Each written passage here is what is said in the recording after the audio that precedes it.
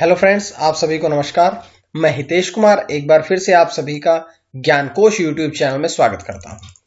अब हम देखिएगा, दोपहर में जो 1 बजे वीडियो आती है उसमें हम आधुनिक भारत में आ गए हैं कि हमने प्राचीन भारत से शुरू किया था, जिसके बाद हमने मध्यकालीन भारत पढ़ा और अब हम आधुनिक भारत में पहुंच चुके हैं। आधुनिक भारत की सीरीज में जो हमारा आज का टॉपिक होगा वो है बंगाल विभाजन, मुस्लिम लीग, सूरत विभाजन, मार्ले मिंटो सुधार और दिल्ली दरबार। ये हमारे आज के कुछ छोटे छोटे टॉपिक होंगे जिनके बारे में मैं विस्तार पूर्वक आपको जानकारियां दूंगा। तो ये जानकारियां शुरू करें। इससे पहले एक छोटी सी जानकारी और भी है कि अब ज्ञानकोश यूट्यूब चैनल की प्लेलिस्ट बना दी गई है। अगर आपको current affair, top current affair, सामान्य अध्ययन, हिंदी, संस्कृत, बाल मनोविज्ञान या किसी भी टॉपिक की वीडियो चाहिए तो डिस्क्रिप्शन से जाके आसानी से उनको ढूंढ सकते हैं। अब हम बात करते हैं आज की वीडियो के बारे में। सबसे पहले आज का जो मुख्य विषय है वो है बंगाल विभाजन और स्वदेशी आंदोलन जितने भी हुए थे उन सब के बारे में पढ़ेंगे। तो चलिए शुरू करते हैं कि लॉर्ड कर्जन ने देशभक्ति के उफनते सैलाब को रोकने के लिए राष्ट्रीय गतिविधियों का केंद्र जो था वो बंगाल को 20 जुलाई 1905 में दो भागों में बांट दिया, दो प्रांतों में बांट दिया था। कौन कौन सा? पहला था पश्चिमी बंगाल जो कि बिहार और उड़ीसा का क्षेत्र था, ये आ गया। दूसरा था पूर्वी बंगाल में असम, ढाका और चटगांव के क्षेत्र थे वो शामिल कर दिए गए थे। तो इस प्रकार से बंगाल को दो भागों में बांट दिया, पश्चिमी बंगाल और पूर्वी बंगाल। उसके पश्चात क्या हुआ कि उस समय बंगाल की कुल जनसंख्या जो थी वो कुल जनसंख्या 7 करोड़ 8 लाख थी। उसके पश्चात परोक्ष रूप से, परोक्ष मतलब होता है प्रत्यक्ष का विलोम होता है परोक्ष, कि परोक्ष रूप से लॉर्ड कर्जन ने बंगाल विभाजन का जो कारण था इसका काफी बड़ा होना और प्रशासनिक असुविधा बताया था।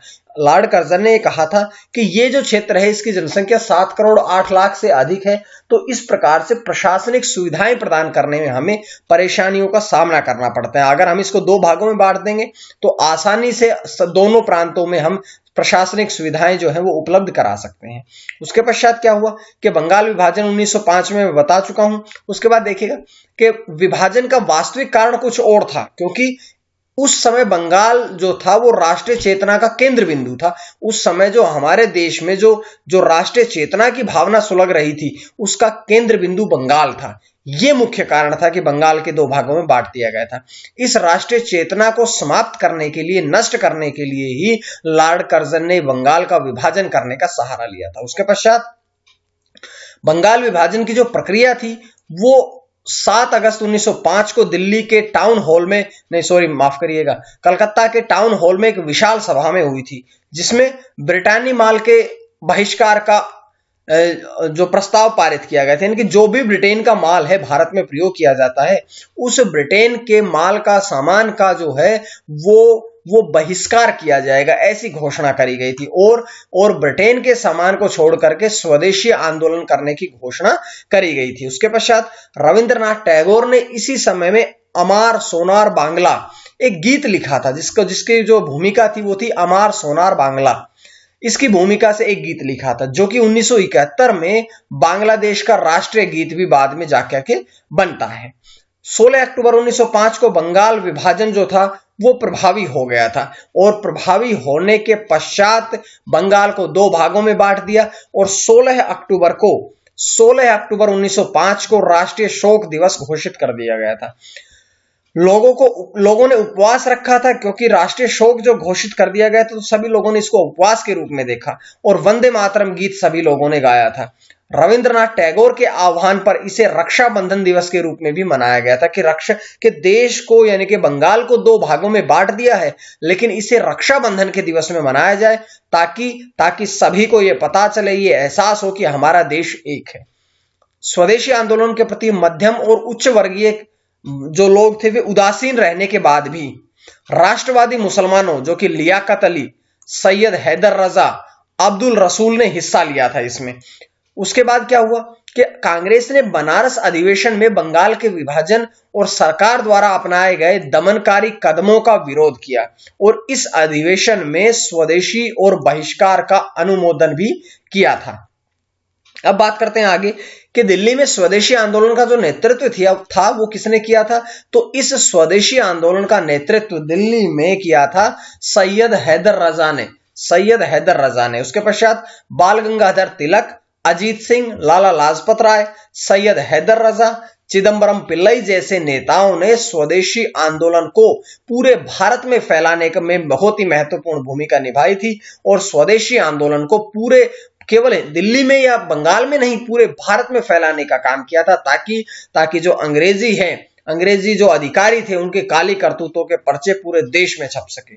इसके पश्चात स्वदेशी आंदोलन के दौरान जो सैयद हैदर रजा थे उन्होंने दिल्ली में और चिदम्बरम पिल्लई ने मद्रास में नेतृत्व किया, क्योंकि रजा हैदर का तो हम बता चुके कि दिल्ली से उन्होंने नेतृत्व संभाला था।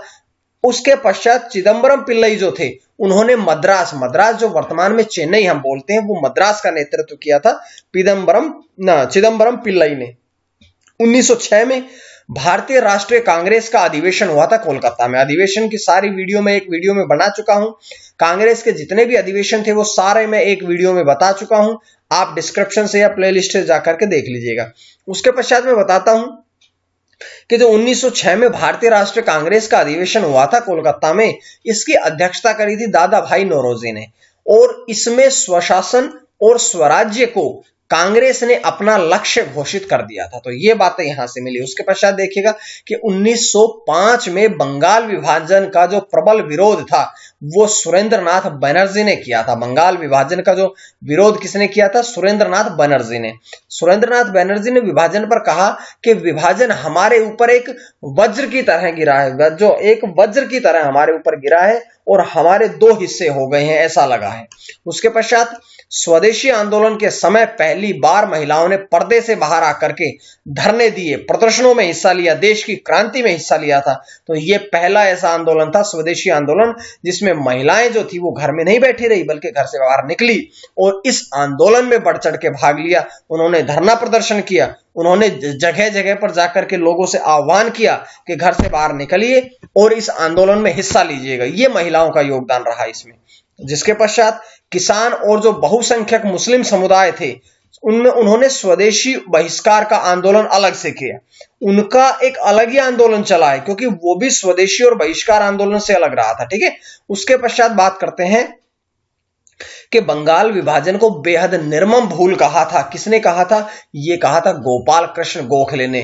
गोपाल कृष्ण गोखले ने कहा कि जो लॉर्ड कर्जन ने ये कार्य किया है ये बेहद निर्मम भूल है उनकी। और ब्रह्मफायड फुल्लर ने कहा कि मेरी दो पत्नियां हैं, निश्चय ही मुसलमान मुझे अधिक प्रिय है। कि भारत देश में उसने कहा कि मेरी दो पत्नियां हैं, हिंदू और मुसलमान, अब मुझे उस हिंदू और मुसलमान से मुझे मुसलमान पत्नी जो है वो पसंद है। क्यों?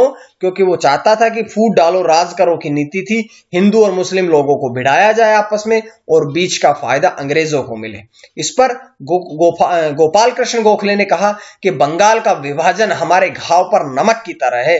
ये हमारे देश के क्रांतिकारी गोपाल कृष्ण गोखले के वचन थे। इसके पश्चात महात्मा गांधी के अनुसार भारत का जो वास्तविक जागरण बंगाल विभाजन के बाद ही शुरू हुआ था। कि 1857 की क्रांति नहीं बल्कि महात्मा गांधी ने कहा कि जो भारत का जो वास्तविक जागरण था कि भारत की पूरी जनता जो जागी है, क्योंकि महिलाएं भाग ले रही है, बच्चे भाग ले रहे हैं, बुजुर्ग, पूरा समुदाय, हर एक वर्ग का लोग, हर एक धर्म के लोग इसमें भाग ले रहे हैं। तो भारत का जो वास्तविक जागरण है वो बंगाल विभाजन ही है। और इसके पश्चात मुस्लिम लीग की स्थापना के बारे में हम पढ़ेंगे। तो ये बंगाल विभाजन के बारे में पढ़ा, जिसके पश्चात हम पढ़ेंगे मुस्लिम लीग की स्थापना। तो 1906 में मुस्लिम लीग की स्थापना हुई थी। मुस्लिम बंगाल विभाजन की घोषणा के बाद ही 1 अक्टूबर 1906 में MAO कॉलेज अलीगढ़ के प्रिंसिपल आर्चबोल्ड के सुझाव पर आगा खान ने एक प्रतिनिधि मंडल को लेकर के शिमला में लॉर्ड मेयो से जाकर के मिले थे। क्योंकि उस समय जो मुस्लिम समुदाय था वो भी अंग्रेजों के पक्ष में धीरे धीरे आ रहा था। क्योंकि अंग्रेज जो थे वो मुस्लिम लोगों की पैरवी कर रहे थे, वो फूट डालो राज करो की नीति को अपना रहे थे, बस यही कारण था। जिसके पश्चात इस प्रतिनिधि मंडल ने वायसराय से अनुरोध किया कि प्रांतीय, केंद्रीय और स्थानीय निर्वाचन के लिए एक पृथक सांप्रदायिक निर्वाचन व्यवस्था जो थी वो मुसलमानों के लिए करी जाए। इसके बाद नवाब सलीमुल्लाह के नेतृत्व में 30 दिसंबर 1906 को ढाका में आयोजित की गई बैठक में अखिल भारतीय मुस्लिम लीग की स्थापना कर दी गई थी। इसके पश्चात बताता हूं कि मुस्लिम लीग के संस्थापक जो थे वो थे नवाब सलीमुल्लाह थे, तथा इसके प्रथम अध्यक्ष जो थे वो थे वकार उल मुल्क मुश्ताक हुसैन। वकार उल मुल्क मुश्ताक हुसैन जो थे वो मुस्लिम लीग के अध्यक्ष थे और संस्थापक थे नवाब सलीमुल्लाह। उसके पश्चात मुस्लिम लीग का जो उद्देश्य था वो ब्रिटिश सरकार के प्रति मुसलमानों में निष्ठा को बढ़ाना, मुसलमानों के राजनीतिक अधिकारों की रक्षा करना और भारतीय राष्ट्रीय कांग्रेस के प्रति मुसलमानों में घृणा फैलाना था। मुस्लिम लीग के द्वारा 1908 में अमृतसर अधिवेशन में मुसलमानों के लिए एक अलग निर्वाचन मंडल की मांग की गई थी, जिसकी पूर्ति जो थी वो मार्ले मिंटो सुधारों द्वारा कर दी गई थी। यानी कि ये मुस्लिम लीग जो थी वो अब देश के प्रति नहीं बल्कि मुस्लिम समुदाय के प्रति सोचने लगी थी और इसका पूरा सहयोग जो था वो अंग्रेजी सरकार जो थी वो करने लगी थी। जिसके पश्चात मुस्लिम लीग के इलाहाबाद अधिवेशन 1930 की अध्यक्षता जो थी वो डॉक्टर मोहम्मद इकबाल ने करी थी और सरोजनी नायडू ने मोहम्मद अली जिन्ना को हिंदू मुस्लिम एकता का राजदूत कहा था। सरोजनी नायडू ने मोहम्मद अली जिन्ना को क्या कहा कि हिंदू मुस्लिम एकता का राजदूत है। जिसके पश्चात लीग ने 1916 में लखनऊ समझौते के आधार पर भारतीय राष्ट्रीय कांग्रेस का समर्थन करने के अतिरिक्त कभी भी भारतीयों के राजनीतिक अधिकारों की मांग नहीं की। उसके पश्चात बात करते हैं सूरत विभाजन, क्योंकि ये हर वर्ष की घटना आ रही है तो इसमें पढ़ते हैं हम कि कांग्रेस के उग्र विचारधारा के प्रमुख नेता बाल गंगाधर तिलक, लाला लाजपत राय और विपिन चंद्र पाल, तीनों का नाम आता है लाल बाल पाल। देखिए लाल बाल पाल, लाल से लाला लाजपत राय, बाल से बाल गंगाधर तिलक और पाल से आता है विपिन चंद्र पाल। तीनों ही उग्र यानी कि जो क्रांतिकारी विचारधारा के थे। इन्होंने 1905 में कांग्रेस के बनारस अधिवेशन में पहली बार उग्रवादी नेताओं को अपने अनुयायियों के साथ अलग बैठे। उग्रवादी मतलब है कि जो गरम दल के नेता थे उनके साथ अपने अनुयायियों के साथ मिलकर के इन्होंने अलग बैठक करी थी। कलकत्ता अधिवेशन 1906 में स्वराज और स्वदेशी और बहिष्कार और राष्ट्रीय शिक्षा, ये 4 प्रस्ताव पारित किए थे। 1906 में जो कलकत्ता अधिवेशन हुआ था कांग्रेस का, उसमें 4 प्रस्ताव पारित किए गए। पहला स्वराज, दूसरा स्वदेशी, तीसरा बहिष्कार और चौथा था राष्ट्रीय शिक्षा। ताप्ती नदी के किनारे सूरत में कांग्रेस फूट का मूल कारण यह था कि नरम दल के जो नेता थे 1906 में पास किए गए प्रस्तावों को लागू करना नहीं चाहते थे। इसी के बाद सूरत में कांग्रेस में फूट डल गई थी, कांग्रेस पार्टी में फूट डल गई थी, क्योंकि इसके कारण मुख्य ये था कि नरम दल के नेता जो थे ये इन प्रस्तावों को पास ही नहीं करना चाहते थे और गरम दल के नेता ये कहते थे कि आप जो है वो स्वराज नहीं मांग रहे, आप तो भीख मांग रहे हैं अंग्रेजी सरकार के सामने। ऐसे गरम दल वाले नेताओं के वचन थे। उसके पश्चात क्या हुआ कि उदारवादी जो 1907 में कांग्रेस के वार्षिक अधिवेशन के लिए लाला लाजपत के राय के स्थान पर रास बिहारी बोस को अध्यक्ष बनाना चाहते थे। अंत में क्योंकि ये उदारवादी थे, ये नरम दल के नेता थे 1907 में, इन्होंने ये नहीं चाहते थे कि लाला लाजपत राय जो था वो गरम दल के नेता था वो इसकी अध्यक्षता करे और अंत में इन्होंने रास बिहारी बोस को ही अध्यक्ष बना दिया और अंत में वही अध्यक्ष बने और सूरत के कांग्रेस विभाजन की घटना जो थी ये सामने आई। उसके पश्चात 1907 में कांग्रेस के 2 भाग हो गए। अप्रैल 1908 में इलाहाबाद में आयोजित कांग्रेस के वार्षिक अधिवेशन में कांग्रेस का नया संविधान और बैठकों को आयोजित करने के लिए एक नियमबद्ध तरीके से एक नियमावली तैयार की गई थी। वायसराय मिंटो द्वितीय ने भारत सचिव को लिखा कि सूरत में कांग्रेस का पतन हमारी बहुत बड़ी जीत है। कि सूरत में कांग्रेस का पतन का मतलब यह है कि जो सूरत का अधिवेशन हुआ था, इस सूरत के अधिवेशन में कांग्रेस 2 भागों में बट गई, नरम दल और गरम दल। इसी 2 भागों में बटने को कहा कि सूरत में जो कांग्रेस का पतन हुआ है ये अंग्रेजों की बहुत बड़ी जीत है। इसके पश्चात एनी बेसेंट ने सूरत में कांग्रेस विभाजन को इतिहास की सबसे बड़ी दुखद घटना बताया है और कांग्रेस की आंतरिक फूट का लाभ उठा करके 1908 में सरकार ने तिलक पर राजद्रोह का मुकदमा चला दिया, बाल गंगाधर तिलक पर राजद्रोह का मुकदमा चला दिया और उन्हें 6 वर्षों के कारावास की सजा सुना करके म्यांमार की मांडले जेल में भेज दिया गया था। ये एक गरम दल के नेता थे जिनकी 6 साल की सजा सुना दी गई थी। 1910 में तिलक ने लंदन टाइम्स अखबार में वैदेशिक संवाददाता और इंडियन अनरेस्ट के लेखक वैलेंटाइन चिरोल के विरुद्ध मानहानि का मुकदमा भी इन्होंने दायर किया था। लेकिन उस समय अंग्रेजी सरकार थी और इस प्रकार के मुकदमों का कोई बहुत बड़ा रोल नहीं होता था। मार्ले मिंटो सुधार हुआ उसके पश्चात 1909 में मार्ले मिंटो सुधार में क्या हुआ कि भारत के सचिव थे मार्ले। इन्होंने लॉर्ड मिंटो से राय लेकर के 25 नवंबर 1909 में एक सुधार अधिनियम पारित करवाया था, जो कि मार्ले मिंटो सुधार के नाम से जाना जाता है। इस एक्ट के द्वारा केंद्रीय और प्रांतीय विधानसभाओं के आकार और उनकी शक्ति में वृद्धि कर दी गई और हिंदुओं और मुसलमानों के लिए अलग अलग निर्वाचन क्षेत्रों की व्यवस्था इन्होंने कर दी थी। इस मार्ले मिंटो सुधार का मूल उद्देश्य क्या था कि राष्ट्रवादी खेमा था, जो राष्ट्रवादी जो टुकड़ी थी, इसमें फूट डालना ही इसका मुख्य उद्देश्य था। इन सुधारों के मूल में मतलब के मुख्य में क्या हुआ कि सरकार की जो इच्छा विद्यमान थी वह यह थी कि कांग्रेस के नरम दल और उदारवादी नेता, इनके नरम दल और जो उदारवादी नेता थे, इनको प्रसन्न करके भारत में सांप्रदायिकता की भावना को भड़काकर जो उग्रवादी मतलब कि जो गरम दल के क्रांतिकारी नेता है, उनकी शक्तियों को दबा दिया जाए, उनकी शक्तियों को कुचल दिया जाए कि नरम दल कांग्रेस को ऊपर उठाकर पहले तो इन्होंने हिंदू मुस्लिम में फूट डाली, उसके पश्चात जो गरम दल और नरम दल थे इसमें नरम दल के साथ मिल गए और इन्होंने कहा कि जो क्रांतिकारी है, जो गरम दल के नेता है, उनकी शक्तियों को कुचल दिया जाए, उनको समाप्त कर दिया जाए ताकि हम लगातार लंबे समय तक भारत में राज कर सके। उसके पश्चात प्रथम निर्वाचन मंडल के बारे में लॉर्ड मिंटो ने लॉर्ड मार्ले को लिखा कि हम नाग के दांत बो रहे हैं और इसका जो परिणाम होगा वो बहुत ही भीषण होगा, और अंग्रेजों की इस नीति को पाकिस्तान का बीजारोपण कर दिया, जो बाद में विभाजन का भी कारण बनी थी। अंग्रेजों की देन है कि भारत और पाकिस्तान दो अलग अलग हो गए थे और यही इसके कारण थे। उसके पश्चात आज का जो अंतिम टॉपिक आता है वो आता है कि दिल्ली दरबार 1911। वायसराय लॉर्ड हार्डिंग ने 1911 में सम्राट जॉर्ज पंचम और महारानी मैरी को भारत बुलाया।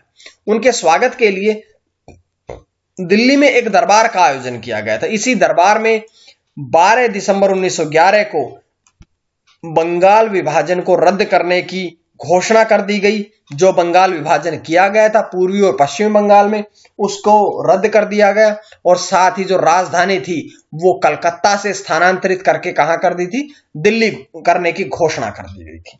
उसके पश्चात 1 अप्रैल 1912 को दिल्ली जो थी वो अब भारत की राजधानी बन गई थी कलकत्ता के स्थान पर। बंगाल विभाजन रद्द होने के पश्चात उड़ीसा और बिहार को बंगाल से अलग कर दिया गया और असम को दोबारा से 1874 की स्थिति में लाया गया और असम में सिलहट भी शामिल था। तो ये थी आज की कुछ वीडियो। उम्मीद है आपको सही समझ में आया होगा, और अगर आपको ये वीडियो समझ आई है, पसंद आई है, तो मैं आपको बताऊं, ये मैंने पूजा पब्लिकेशन की IAS PCS स्पेशलिस्ट बुक से पढ़ाया है। अगर आपको कोई भी जानकारी चाहिए तो ये पूरी तरह से संशोधित संस्करण है, जिसके बुक के नंबर मैंने आपको बता दिए हैं। यहाँ पर कॉल करके, मैसेज करके, व्हाट्सएप करके आप इस बुक से संबंधित जानकारियां प्राप्त कर सकते हैं। तो ये था आज की वीडियो में। अगली वीडियो में मैं नया अच्छा टॉपिक लेके आऊंगा, इसी प्रकार से पढ़ेंगे। तब तक के लिए आप ज्ञानकोश यूट्यूब चैनल को सब्सक्राइब कर लीजिएगा, ज्ञानकोश फेसबुक पेज से जुड़े रहिएगा, ज्ञानकोश टेलीग्राम चैनल से जुड़े रहिएगा, ताकि आपको इसी प्रकार से ये सारी वीडियोस के PDF भी मिलते रहें। तो आज के लिए इतना ही। मां सरस्वती की कृपा आप सभी पर बनी रहे। आप सभी का बहुत बहुत धन्यवाद।